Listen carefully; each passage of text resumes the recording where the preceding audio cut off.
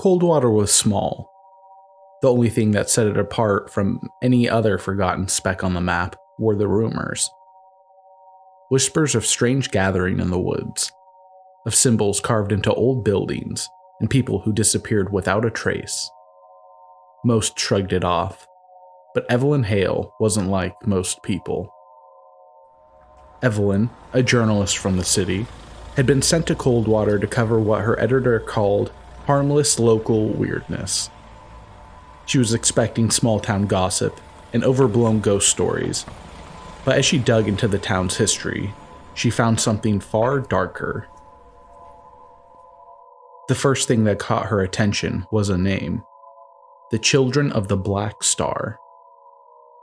It kept popping up in old news articles, in whispers from the elderly, even in police reports that seemed to stop just short of the truth. No one knew much about the group, but Evelyn found hints of rituals, of blood, and a cycle that repeats itself every 20 years. The last incident had been 2 decades ago, and Coldwater had been quiet since. One name stood out above the others: Amelia Crowley, a local woman who had vanished 20 years ago, just before the last known cycle of strange events. Her family's mansion, now abandoned, sat on the edge of town, crumbling into the earth. People said it was cursed, that anyone who went near it felt watched by something in the woods. Determined to learn more, Evelyn visited the Crowley estate as the sun began to set. The house loomed before her, its windows dark and empty, the air thick with the smell of rot and neglect. She slipped inside, her flashlight barely cutting through the dust-filled gloom. The mansion had been left to decay, untouched for decades, but it wasn't empty. In the grand parlor, beneath a thick layer of dust, Evelyn found an old journal. The leather was cracked, but the pages inside were still intact. It was a record kept by Amelia Crowley herself. As Evelyn flipped through the pages, a chill settled over her. The journal detailed Amelia's invitation into the Children of the Black Star. They weren't just a group of harmless eccentrics. They were a cult, and their rituals were no mere superstition. Every 20 years, when the Black Star aligned with the full moon, they performed a ceremony to summon something ancient, something dark.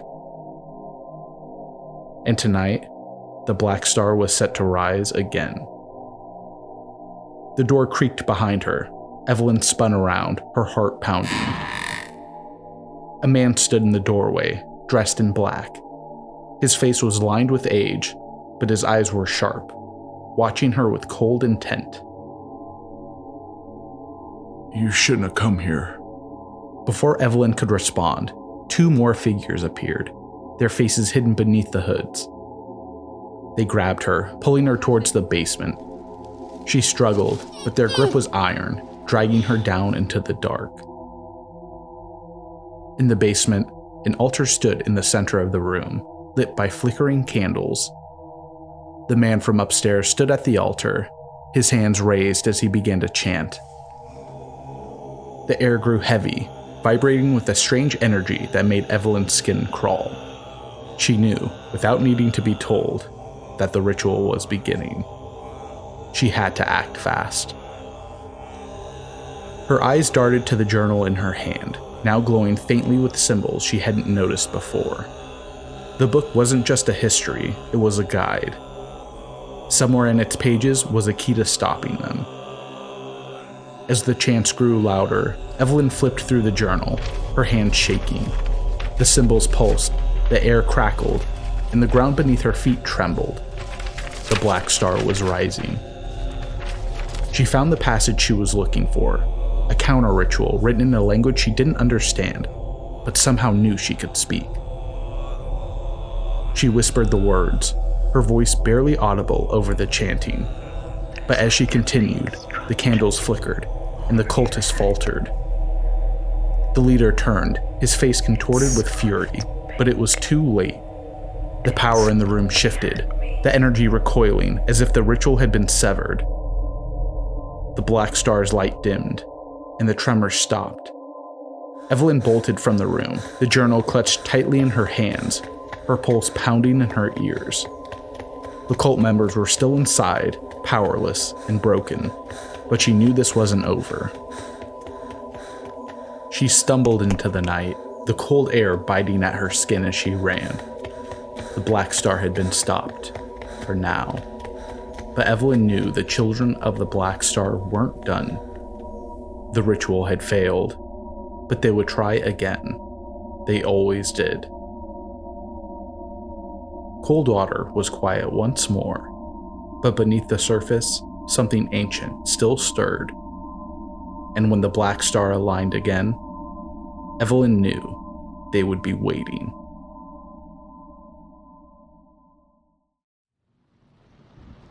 In the winter of 1736, a small fishing village on the edge of the Baltic coast faced an unending storm. Day after day, the winds howled, battering their homes and tearing the sails from their boats.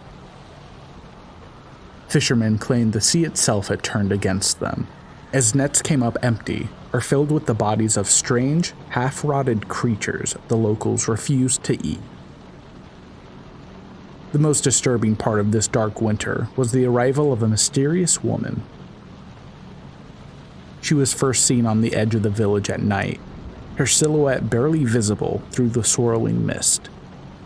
With tangled hair and eyes like ice, she wore an old, blackened cloak and carried a twisted wooden staff. The woman, known only as the Witch of the Sea, never entered the village. Instead, she lingered by the shore, where she carved symbols into the sand. The villagers stayed as far away from her as possible, hoping she would leave as silently as she arrived.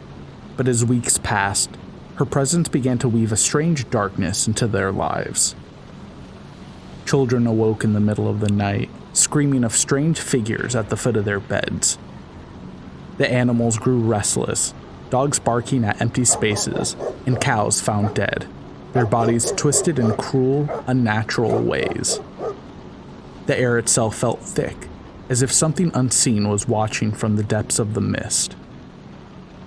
One evening, the eldest of the village, a woman named Marja, claimed she knew what had come to haunt them. She told of a demon, a creature who had once been summoned by desperate witches seeking revenge. According to Marja, this demon could only be called forth when one of her kin sacrificed something they loved to the stormy waters of the Baltic. Only then would the demon rise, and only then would it grant their darkest desires.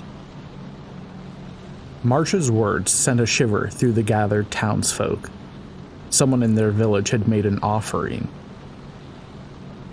That night, the priest led a group of villagers to confront the witch on the shore, but when they arrived, she was gone. Only the twisted staff remained, stabbed into the ground near a large, dark pool of water. The villagers stood frozen, staring in horror as the pool began to ripple, small waves lapping at its edge despite the still air. From the water, a figure began to emerge, its form skeletal, draped in layers of what looked like seaweed and rotted fabric. Its face was hidden, yet the presence it exuded terrified the townsfolk. In a voice like rusted metal grinding against stone, the creature spoke. I am here for the one who called me, It rasped. One by one, villagers turned to each other, faces pale with fear, each hoping the creature spoke of someone else. From the back of the crowd, a young man named Arrow stepped forward, his face twisted with guilt and fear. The man confessed he had summoned the demon in a moment of desperation, sacrificing the one thing he loved, his newborn son. He believed it would bring an end to the storm, and, in his grief and desperation, he had offered his child's life. But instead of peace, the demon had demanded more. An endless storm, more death, and more misery. In the ensuing silence, the beast turned its empty gaze toward Arrow and beckoned him into the water. The villagers watched in fear as he walked forward, legs stiff with fear. He disappeared beneath the black water, and the ripples stilled, leaving only silence in his wake. It is said on certain nights, those brave enough to approach the shore could hear faint whisperings coming from the sea, a reminder of the pact broken by the desperate father. To this day, no child is born in that village without a candle lit by the shore, a small offering of light to keep the dark at bay.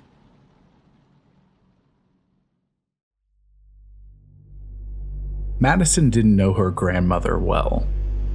She remembered the smell of her house, of cedar wood and dried lavender. The old woman had lived on the edge of town, alone,